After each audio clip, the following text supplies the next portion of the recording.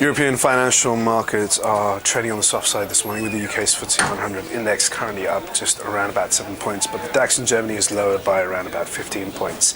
The Euro Stoxx 50 index lower by around about 8 points. In the FX space, it's pretty range bound, a somewhat firmer euro dollar.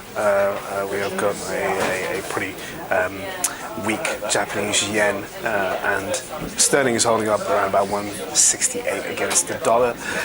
Going into the commodity markets, we have gold, which is up around about 3.4 bucks, and finally in the core government bonds area, UK gilts and German bonds are moving a little higher in a sign of risk aversion, as those two, as well as the core government bonds, are generally seen as safe haven investments.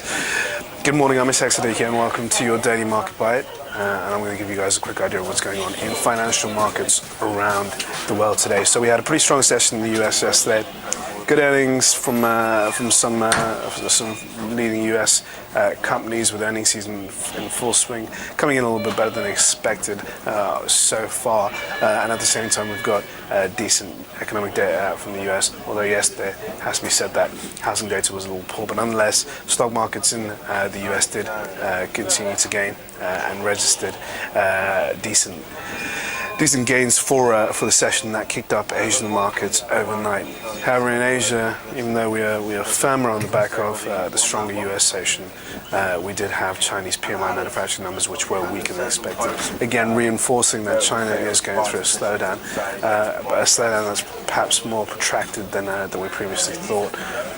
Heading into the European session this morning, we're kind of weighing those two things up: a decent session in the US, but at the same time, poor Chinese data. At the same time, over here, we've got our own PMI manufacturing numbers coming out from the Eurozone so far. France has reported, which is a little better than expected, and when it comes to Germany, that will be very much in focus, and also the peripheral nations such as Spain and Italy. At the same time, the Bank of England meeting minutes will be in close attention, particularly after last week's Labour data from the UK economy suggests that the rate has fallen below 7% to 6.9%, which would in many ways suggest that the Bank of England now have to throw out some sort of intention that they are going to raise interest rates at some point soon in 2015.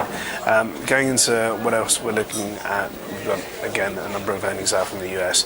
Apple and Facebook are going to report this week, so those two companies are going to be very much in focus.